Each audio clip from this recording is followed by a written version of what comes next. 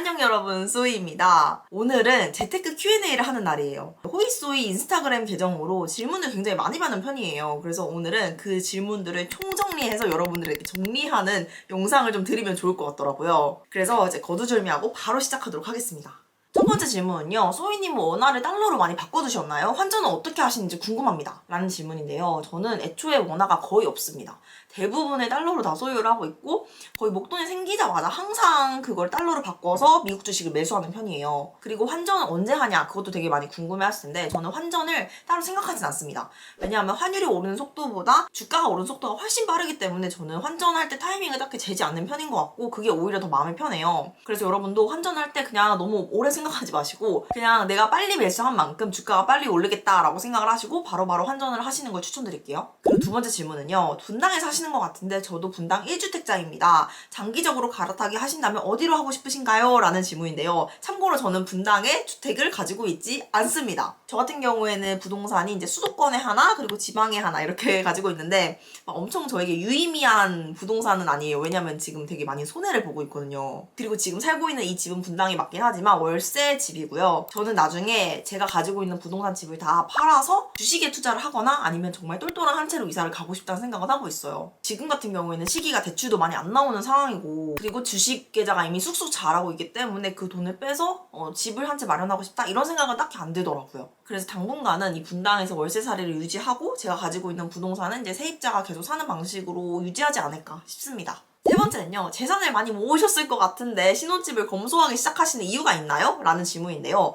저는 원래 그냥 태생부터 검소한 편입니다. 별로 막 돈을 그렇게 많이 쓰지 않아요. 친구들 사이에서도 제가 되게 검소한 사람으로 많이 소문나 있고 그리고 제가 이제 여행을 하면서 깨달았는데 너무 어린 나이에 모든 걸 다 이룰 필요가 없더라고요. 그냥 살면서 계단을 밟아가듯이 차근차근 뭔가를 이뤄내는 것도 되게 좋아요. 그래서 처음부터 막 넓은 집, 엄청 좋은 신축 아파트 퀄리티 높은 어떤 생활 수준을 유지하면서 신혼생활을 별로 시작하고 싶진 않았습니다. 그리고 이 집이 15평 정도 되는 작은 집인데 둘이 사는데 전혀 문제가 없더라고요. 여러분도 신혼생활을 시작하거나 자취를 시작하신다면은 검소하게 작게 시작하시는 거 완전 추천합니다.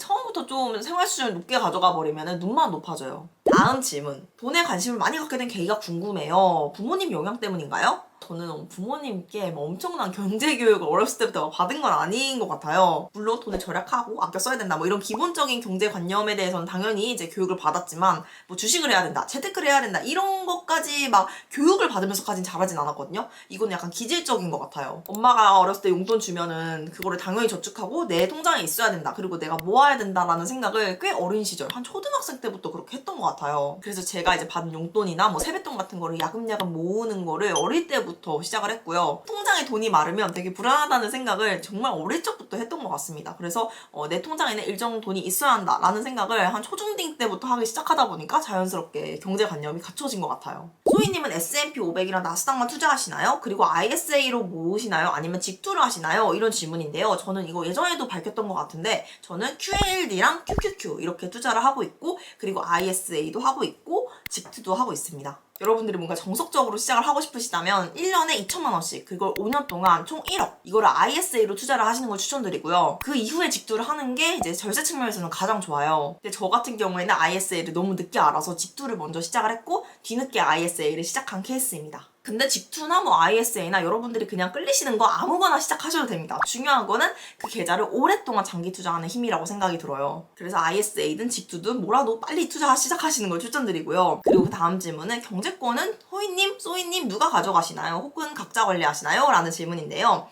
경제권은 저희는 이제 거의 정신적으로 경제권을 합친 개념이고 큰돈 관리는 제가 하고 있습니다. 제가 나이가 더 많기도 하고 가진 돈도 남편에 비해 더 많이 모으기도 했고 남편은 절약을 잘하지만 저는 이제 돈을 굴리는 걸 훨씬 잘하기 때문에 제가 전체적으로 관리를 하고 있습니다.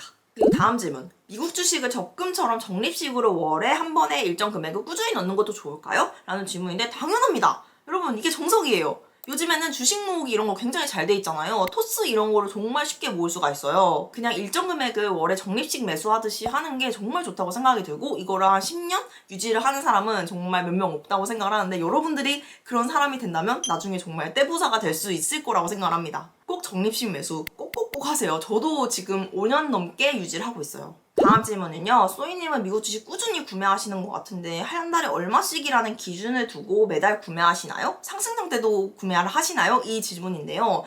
저는 네, 꾸준히 구매를 하고 있습니다. 원래는 상승장 하락장 구분 없이 계속 정말 돈이 생기면 계속 샀어요. 근데 요즘에는 너무 올랐잖아요. 그래서 당분간은 조금 매수를 멈추고 있고 조금 조정장이 오면 바로 매수를 할 생각이에요. 제가 예전에도 말씀드렸지만 주식은 눈덩이 굴러가듯이 처음에는 100만 원을 시작하고 이게 1000만 원, 1억 이렇게 천천히 눈덩이 굴러가도 키워야 장기 투자를 할 수 있거든요. 그래서 한 달에 얼마씩이든 이제 꾸준히 매수를 하는 게 가장 중요하고요. 상승장, 하락장 구분 없이 매수를 하셔도 수익률 상승에는 전혀 영향을 미치지 않더라고요. 여러분들이 장기 투자를 했다는 전제 하에. 근데 만약에 우리 둘리님들이 저는 상승장 때 좀 하기 싫어요 하시는 분들은 그냥 적당히 떨어졌을 때 좀 목돈을 가지고 확 매수를 하셔도 괜찮습니다. 중요한 건 제가 아까도 계속 강조하지만 끝까지 장기 투자할 수 있는 그 여력이 가장 중요하거든요. 그리고 매수를 멈추지도 않아야 됩니다. 저는 그 갭이 2달 이상 가면 안 된다고 생각을 해요. 정말 아무리 매수를 안 해도 2달에 한 번씩은 무조건 매수를 해야 된다라고 생각을 합니다. 다음 질문. 소희님은 그러면 예적금은 아예 안 하시나요? 라는 질문인데요. 네, 저는 예적금을 하지 않습니다. 네, 저는 예적금 졸업한 지는 엄청 오래됐고요. 20대 초중반 분들에게는 추천드릴 만하지만 그 이후에는 차라리 미국 주식 ETF 투자하는 걸 추천드립니다. 요즘에 국장도 되게 좋다고 하는데 국장에 믿음이 있다면 여러분이 국장을 투자해도 되지만 저 같은 경우에는 미국 주식 ETF에도 믿음이 있기 때문에 여러분들에게 추천드릴 수 있는 건 미국 주식 ETF인 것 같아요. 그리고 다음 질문은요. 소희님은 돈 쓰고 싶을 때 어떻게 참으시나요? 라는 질문인데요. 저는 그 돈으로 ETF를 사서 1, 2년을 묵히면은 예를 들어서 3천만 원을 ETF에 묵히면 최소 300만 원을 벌 수 있거든요. 물론 시기에 따라 다르겠지만 연평균 수익률 10%가 되게 보수적으로 잡은 거란 말이에요. 그래서 정말 굳이 사야 될까? 이게 나한테 사치는 아닐까? 아니면 충동 구매는 아닐까? 이렇게 좀 한 번 더 생각을 하는 편이고 그리고 보통 온라인으로 구매를 많이 하잖아요. 저는 이제 바로 살 때도 있지만 이게 충동 구매다 싶은 거에는 이제 장바구니에 넣어놓고 일주일 정도 기다렸다가 그때 다시 판단을 하는 편입니다. 다음 질문은요. 집 사기 전에 주식해도 된다고 생각하시나요? 2, 3년 내에 매매 계획이 있습니다. 부동산 매매 계획이 있으시군요. 저는 2년 내에 빼야 되는 돈이라면은 이제 굳이 안 할 것 같기는 해요. 추천드리기도 어렵고요. 왜냐하면은 22년도에 정말 엄청 대하락장이 있었거든요. 그때 정말 하락장이 오래 갔었어요. 만약 운이 안 좋아서 그 하락장에 걸려버리면은 나중에 부동산을 살려고 돈을 빼야 될 때 너무너무 난감하고 속상할 것 같습니다. 그래서 2, 3년 내에 매매 계획이 있다면 저는 굳이 빼진 않을 것 같고요. 5년 내에 뺄 계획이 있다 하시는 분은 저는 장기 투자를 권해드릴 수 있을 것 같아요. 왜냐면 5년 정도 투자를 하면은 손해를 보지는 않는다고 생각합니다. 물론 잡주에 들어가면 당연히 손해를 볼 수도 있지만 뭐 ETF 안전한 거에 들어가면은 손해볼 확률은 되게 적거든요. 그래서 2, 3년은 비추, 5년 이상은 추천. 그리고 다음 질문은요. 소희님의 스트레스 멘탈 관리법 궁금해요 라는 질문인데 많은 분들이 이제 소희가 멘탈이 강하다라는 그런 추측을 하시더라고요. 제가 생각해도 저는 좀 멘탈이 안정적인 편인 것 같기는 해요. 근데 저도 이제 좀 감정 기복이 있는 편이에요. 그래서 이제 제가 스트레스를 받고 있다면 첫 번째 샤워를 하지 않았는가, 두 번째 배가 고프진 않는가, 세 번째 잠을 부족하게 자진 않았는가, 이 세 가지 중에 거의 무조건 있습니다. 이 세 가지 중에 충족되지 않은 게 있다면 저는 밥을 먹던지 뭐 샤워를 하던지 잠을 자던지 충족을 시켜주고 한 번 더 생각을 하는 편이고요. 물론 인간관계나 이런 부분의 스트레스는 좀 어렵긴 해요. 그래서 시간이 약이다라는 생각이 들긴 하지만 대체적으로 이 세 가지 중에 하나를 해결하면 기분이 좋아지는 것 같아서 이 세 가지를 하지 않았는지 체크를 하는 편이에요. 다음 질문은요. 미국 주식 수익이 나면은 매도를 하시고 다시 매수를 하는 편인가요? 라는 질문인데요. 이 양도소득세 250만 원 비과세 말씀하시는 것 같아요. 비과세 혜택을 보려면 당연히 250만 원까지는 이제 매도를 하는 게 좋습니다. 그리고 다시 매수를 하면은 이득이겠죠? 왜냐하면은 비과세니까. 근데 저는 그냥 귀찮아서 잘 안 합니다. 그 매도를 하는 행위? 뭔가 그 클릭을 하는 것 자체가 매도의 확률을 높이는 행위라고 생각이 들어요. 저는 장기 투자를 모토로 하고 있기 때문에 매도를 거의 안 하려고 하고 있거든요. 그래서 거의 건들지는 않지만 작년인가? 뭐 그때 한번 해보긴 했습니다. 근데 정말 여러분들이 이성적으로 따지기만 한다면 250만 원까지는 수익을 보고 매도를 하고 다시 매수를 하는 전략 너무 괜찮습니다. 올해 투자 수익 궁금합니다.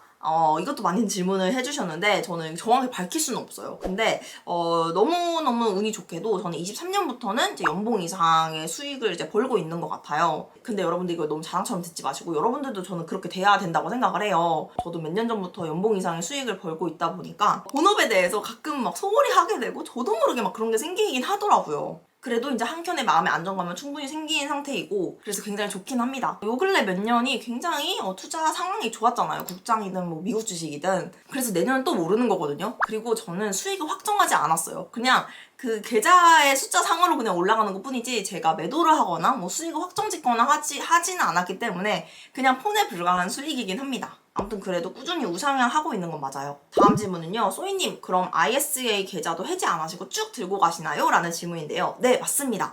3년 동안 의무 보유를 해야 되는 기간일 지나고 나면 자유롭게 팔 수 있는 걸로 알고 있는데요. 저는 굳이 해지할 마음은 없습니다. 그렇게 막 엄청 급하게 빼야 되는 큰 돈이 들어있지도 않고요. 그냥 오랫동안 투자하면은 수익률이 계속 늘어나기 때문에 굳이 해지해야 될 이유를 못 찾아서 저는 그냥 계속 쭉 들고 갈 생각이에요. 그리고 다음 질문은요. 미니멀리즘 추구해서 집을 안 사고 월세로 평생 사는 거는 어떻게 생각하세요? 라는 질문인데요. 저는 이것도 나쁘지 않다고는 생각은 합니다. 저는 그런 생각을 많이 했어요. 나는 한국에 가스라이팅을 당한 것이다. 내 집 마련이라는 가스라이팅을 지속적으로 당해왔기 때문에 꼭 내가 부동산을 소유하고 있어야 된다라는 생각을 그냥 어렸을 때부터 자연스럽게 했구나라는 생각이 요즘은 들거든요. 그래서 제가 결국에는 내 집 마련을 했잖아요. 그러고 나니까 뭐 집에 대한 욕심이 막 엄청 커지거나 그런 건 아니더라고요. 그리고 집을 매매한 매매가가 클수록 보유세도 되게 많이 늘어나잖아요. 그런 게 좀 부담이 될 것 같기도 하고 월세도 살만하거든요. 이제 내가 가지고 있는 금융 자산이나 이런 게 좀 빵빵하게 있어야 좀 안정감이 들겠죠. 왜냐하면 월세라는 것 자체가 내 집 마련이 안 된 상태에서 좀 불안정할 수도 있으니까. 근데 저는 막 내 집 마련이 완전 필수다, 무조건 해야 된다라고 생각하지는 않지만 이 생각은 바뀔 수도 있다고 생각을 합니다. 왜냐면 이게 아이를 낳게 되면은 학업 때문이나 뭐 아이에 대한 안정감 이런 것 때문에 그냥 정착하고 싶다는 마음이 든다는 사람들도 굉장히 많더라고요. 그래서 제가 지금은 아이가 없어서 이런 말을 하는 걸 수도 있겠지만 정말 아이를 낳고 기르다 보면은 정착에 대한 욕구가 스물스물 올라오지 않을까 이런 예측을 좀 하고 있어요. 네, 그래서 오늘은 재테크 Q&A에 대한 이야기를 가져와 봤는데요. 사실 질문이 엄청 많은데 지금 한 20%밖에 안 한 것 같아요. 그래서 앞으로도 여러분들이랑 재테크 토크를 많이 할 수 있을 것 같거든요. 그래서 종종 재테크 이야기도 찾아뵙고 저의 어떤 신혼생활 라이프 그리고 다양한 자기개발 이야기도 가져올 수 있도록 하겠습니다. 여러분, 그럼 저는 다음 영상에서 만나도록 할게요.